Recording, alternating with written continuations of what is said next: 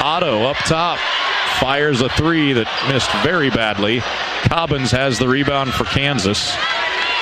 And the final seconds of this game and the KU season tick away.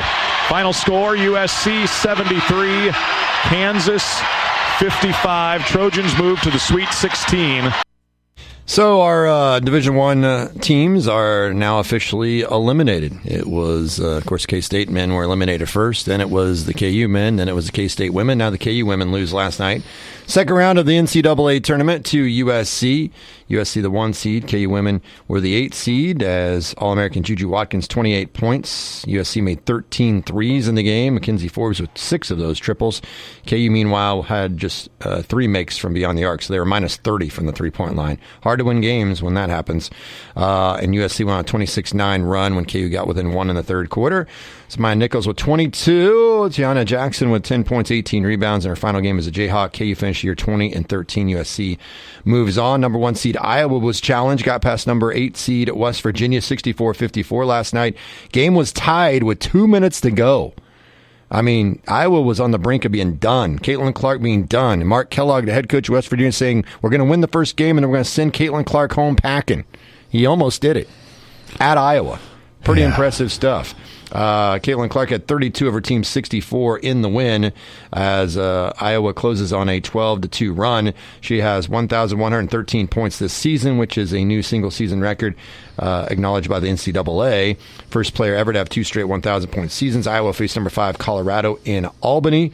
Oklahoma saw their season come to a close with a loss to Indiana 75-68. So the Big 12 is left with 2 teams that are still alive, Baylor and number 1 seed Texas, as number 1 seed Texas will take on Gonzaga in the Sweet 16 as they won over Utah on Monday night. So Texas, of course, still a member of the Big 12, just won't be next year. Colorado will become a member of the Big 12 next year. So Baylor and Texas are holding the flag for the Big 12 in the women's tournament. In the men's tournament, it is it's Iowa State and Houston that are still raising the flag for the Big 12. So there's an update on all of that. You can go NCAA.com to look at more of the brackets when it comes to the women's tournament, so forth and so on. This is a Sports Ticket brought to you by Kiefer Brothers Automotive in Beloit, your home for fast, friendly auto repair.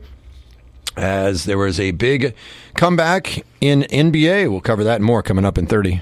Does your vehicle have a leak, squeak, or rattle? Is there an annoying warning light shining at you from the dash? I'm Elijah at Kiefer Brothers Automotive in Beloit. If you have an automotive issue, don't just live with it because you're afraid of what it might cost to get it fixed. We offer a 15-minute no-wrench inspection for free, so you can get a professional opinion about your problem without spending a dime. Call or stop by today. We're happy to take a look at almost anything for free. That's Kiefer Brothers Automotive just south of the courthouse in Beloit and online at KieferBrothers.com.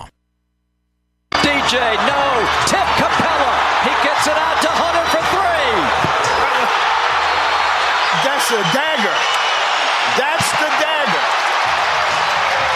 Boston Celtics are the best team in NBA, but they know how to blow big leads, and they blew a big one last night. They had a 30-point lead, 68-38.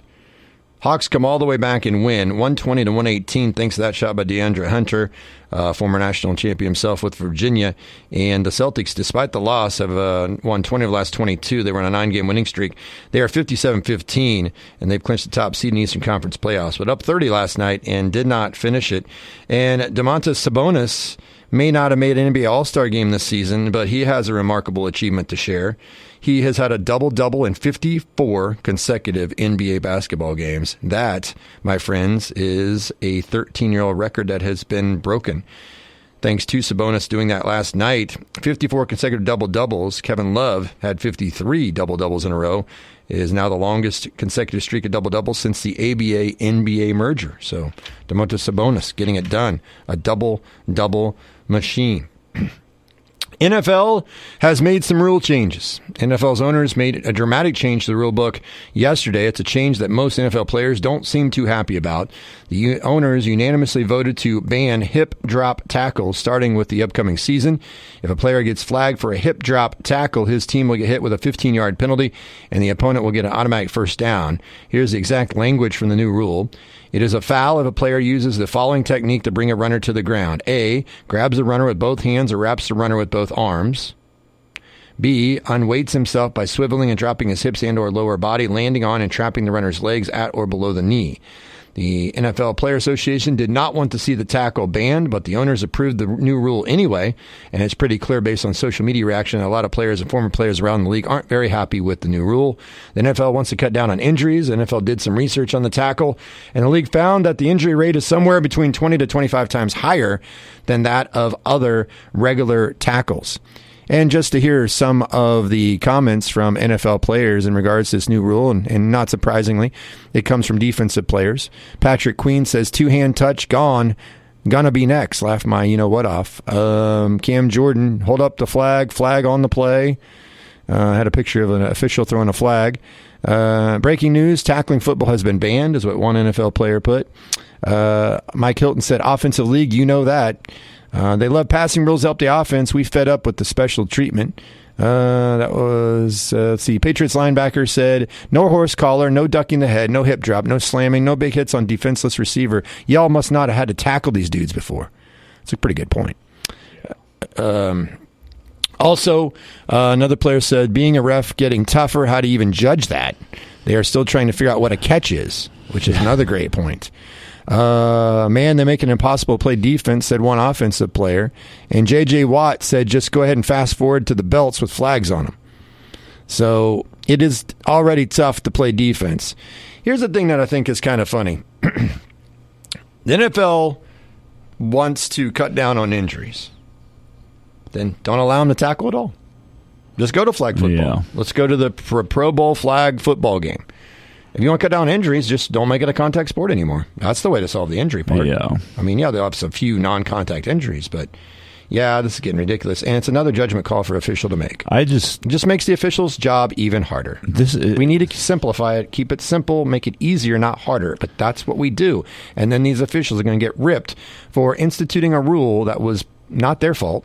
They're just governing the rules, enacting the rules. Major League Baseball has a new one now, if you haven't seen in spring training, where I saw it the other day, and I'm like, it was a normal play. Guy's trying to steal second, and they throw down, and the guy catches the ball, drops the tag down. He's out by 2 feet. It's a clear call, and they say obstruction because the shortstop that came over was blocking second base, which that's usually the throw comes over, and they called the guy safe. And it's not the umpire's fault. It's the new rules that they're putting in. The hip tackle, the hip drop tackle, whatever. Like, I'm sitting here like, I'm with the defensive players. Like, how am I supposed to tackle these professional athletes that are the best at what they do? If you're only giving me basically like form tackle above the waist, this is the only way you can. I mean, we're going to get to that point where you're not even going to be able to. We always say tackle a running back low so he can't get his steam going, right? Like you're going to get to the point where you can't even hit the running back, like you can't hit the quarterback below the knees, right? And so it's like, I agree. It's like, why are we just not just throwing belts and flags on them and pulling those? Because it's not easy to tackle at any level. And when you're taking away options to bring a guy down, and the object of the game is to bring the guy down, it's kind of difficult for me to understand all that. Some people have been saying, and players have said this as well, now what you're encouraging is we can't go ahead and tackle and then try to bring the guy down who's fighting for extra yardage. So now we've got to go for their knees. Yeah. And just chop them. And that blows out guys' knees. So we've seen a couple of really horrific injuries based on that. So what's next? What's the next thing they're going to ban? Listen, football's a violent sport.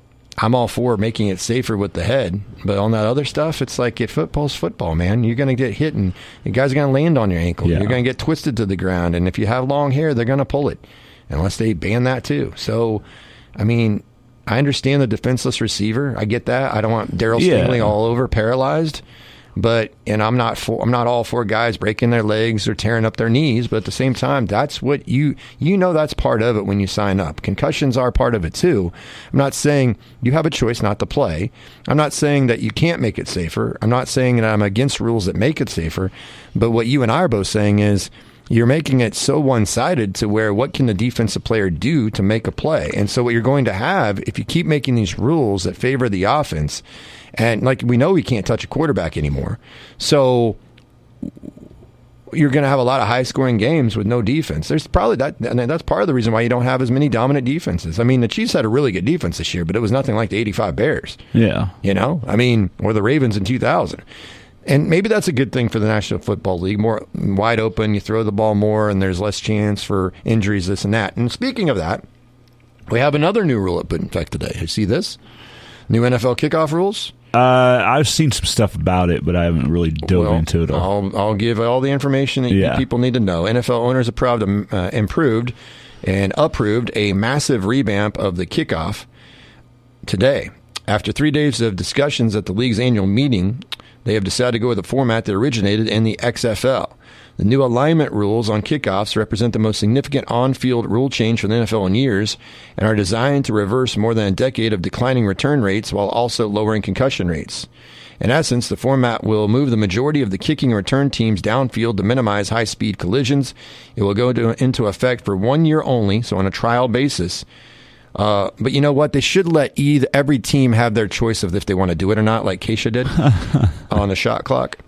It will go into effect for 1 year only in anticipation of possible tweaks over time. During the upcoming season, kickers will continue to kick from the 35-yard line, but the other 10 players on the kickoff team will line up on the other side of the field at the receiving team's 40.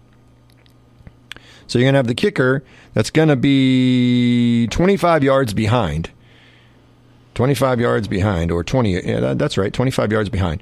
So the other 10 players on the kickout team are going to line up at the receiving team's 40. So they'll be on the other side of the field. At least 9 members of the return team will line up in a setup zone between the 35 and 30. Up to 2 returners can line up in a landing zone between the goal line and the 20. No one other than the kicker and returners can move until the ball hits the ground or hits a player inside the landing zone. Touchbacks will be marked at the 30. So you won't have to go 80 yards anymore unless you have a bad return or a penalty on a return, which is interesting. Once again, favors the offense. Yeah. No fair catches will be allowed, which I'm okay with that. In the event a team, now this I don't like. In the event a team wants to attempt an onside kick, it will have to inform officials of its intent and then be allowed to use NFL's traditional formation. No surprise onside kicks will be allowed. So forget the surprise Super Bowl onside kick that the Saints used. Yeah. I don't like it. I don't like that part either. The proposal follows the structure and philosophy of the XFL version with a slight shift in where the players are aligned. The reason for the change is clear. In its efforts to reduce concussions on kickoffs, the NFL over the past 15 seasons has implemented rule changes designed to reduce returns, so forth and so on. Touchback rates dramatically increased over that period, and the return rate last year was only 22%, which means 22% of all returns were returned to others with touchbacks. How many times do you see the Chiefs not ever have to cover a kickoff? Many times. Bucker just kicks out of the end zone. The number of concussions dropped. That's good, but the amount of returns dropped a lot. One of the most exciting plays in football. I always loved those returns. Remember Dante Hall? Yeah. Devin Hester? You don't have those plays much anymore. And in regards to, there was 3 teams that voted against it. Detroit Lions head coach Dan Campbell said he was in favor. You felt like that took a significant amount of plays out of the game, and those were from special teams, and you don't make it up really anywhere else. So we put an emphasis on it, so I believe in it. Another rule change, allowing teams to receive a 3rd challenge after 1 successful challenge. Previously, teams had to be successful on 2 challenges to receive a 3rd. That passed, and that was proposed by the Lions. And that looks like it. But there's 2 big major rule changes. The banning of the swivel hip drop. I knew I'd say hip hop. Hip hop tackle. Hip drop tackle. They're banning that, and then the kickoff's going to be completely different. So, your thoughts on that? Yeah, the kickoff is. I always thought it was interesting when I saw it in the XFL, because when they actually came back that first year before COVID wrecked the rest of the season, I actually watched it, right? Mm-hmm. And there were some interesting things there that I thought would probably be looked at by the NFL and maybe adopted, if not in the same way, maybe in a different way, or kind of thought about in a different way. And so I mean, I'm in agreement on that. I like a kickoff return. I like something in special teams that can impact the game, because there's so many games where you're watching, it's like nothing's going to happen with this kickoff, and you know it. Like, you know, if you're playing the Chiefs, you're not getting a lot of kick returns, right? Because Butker's usually going to boot it through or into or through the end zone, and there's just not going to be a lot going on in that area. And I think that's one of my favorite parts of the college game is a lot of kickers either can't kick that far or they purposely don't kick that far because they want to cover, or, you know, teams want kickoff returns, and you see it more in the college game, and it's an exciting part of it, and it can be a boost for a team. So anyway, I think to get special teams even more involved, we always talk about it's a three-pronged game, right? Offense, defense, special teams, and any way you can get special teams more involved in that, I don't think is a bad thing. I'm not a huge fan of the 30-yard line touchback thing and the no onside kick thing, as he said. But, you know, I think it overall can add to some of the excitement of the game if you can get some returns. 29 teams voted in favor of the kickoff rules. Only the Raiders, 49ers, and Packers voted against it. Let's fast forward to Super Bowl 59, shall we? Chiefs are playing the Niners again, and the Chiefs already today have covered the new rules to where their players already know how to use them. And let's fast forward to Super Bowl 59. It's the Niners and the Chiefs for the third time, back-to-back years, and the Niners, late in the game, are down. They decide they want to kick an onside, and they did not know that they have to alert everybody they're going to kick an onside. That sounds about right. So, yeah, I think the NFL cook-off rules, I'm okay with trying it. I've seen it a little bit in XFL. The only thing I don't like is there's no surprise onside kick. That's the only thing I don't like about it. Otherwise, I'm willing to give it a chance. The banning of the, as I call it, the hip-hop tackle, but the hip drop tackle, I understand it. I think there's ones that'll be obvious. But I think there's others. It's just, to me, it's going to be a lot like the horse collar situation. Yeah. The refs miss the horse collar. It looks awkward when a guy goes down. They call a horse collar, and then you find out the guy never did have a horse collar. He grabbed the shoulder pad, or whatever else. And so it's just another thing that makes it more complicated for the officials. And it is a judgment call. I mean, let's be honest. There's going to be some of these that are going to be obvious, and you're going to go, wow, they nailed it. That was easy. Anybody could have called that. That's true, but there's going to be other ones that are going to be judgment calls or a perception of the way it looks from the position the official is on the field, at what angle he looks at the play. And remember, they don't have the benefit of replay. I think a lot of fans don't quite understand that. They don't get to go back and rewind every single call and see if they got it right during the game. The game would take forever if that happened. Yeah. So it is making it much, much harder to play defense. There's no question about that. Did you notice the NCAA tournament that, shifting gears for a moment, that coaches that did well the last couple of years immediately got new jobs? You see that? Yeah. Like Jay Madison coach got a job right away and moved up. I forgot where he's going. He's already gone. Danny Sprinkle of Utah State's going to Washington. Boom, right the day after. I mean, this is all lined up and done. They know this. So when do they tell Dusty their players? May to Michigan. Yeah, Dusty May to Michigan. Many people thought he was going to Louisville. Now there's some rumors out there that Louisville should go after Jerome Tang. I've seen some people in Louisville and media people saying Jerome Tang would be a good target. Which, hey, listen, if I'm Louisville, I would go after Jerome Tang. Absolutely, why not? I mean, anybody you can go after. Jerome Tang is, I think, an up and coming coach. He's a little older than some people may understand in regards to when he started, but he's still not that old. I get it, and I think he's going to stay at K-State and be fine. But, once again, if somebody comes with the Brinks truck and they back it up and beep, beep, beep, beep, and they'll give twice as much as K-State will give, Jerome Tang more than likely is going to leave just like anybody else. You can sit here and talk about a man of faith and belief and whatever else, and if he turns down twice as much money not to go somewhere, then you really would believe that he believes that. Yeah. But most people will not. That doesn't mean everybody. And I'm not saying he's going to get twice as much on an offer. What I am saying is there are schools that have openings, and Jerome Tang is going to be targeted by somebody, or at least they're going to kick the tires. They're going to call Jerome Tang or his agents or representative or whatever and say, hey, would Jerome be interested in Louisville? Would Jerome be interested in this? And the same thing happens with Lance Leipold in KU football, and it happens with Chris Kleiman in K-State football. And I think Leipold gets many more overtures than Kleiman does because Leipold has moved around. Kleiman, I think, is pretty set that's going to be at K-State for a while, especially Gene Taylor's there. But anyway, it's something to just keep an eye on when it comes to the carousel of coaching changes that happen every year, and usually it's right after teams are eliminated from mid-majors that move up. Drake has an opening, as you talked about yesterday, and that guy went to be the head coach at West Virginia. Josh Eilert going to have a job somewhere, and if so, where would that be if he wants to be a head coach, or is he going to stay at West Virginia? There's tons of people out there that could. Bob Huggins says he wants to coach again. He ain't going back to West Virginia, which is amazing when he made it sound like, I don't think I'll be back there. I'm like, you think? They gave you more than a few chances there, Bobby. I don't care if you cleaned up now. You blew it at West Virginia. Yeah. But the fact that you're such a good coach, you'll get another chance somewhere, which is fine. It's just not going to be at your alma mater because you screwed that up, and that's on you. But it will be interesting to see if there's any changes within the Big 12 coaching ranks and so forth and so on. So we'll continue to follow it.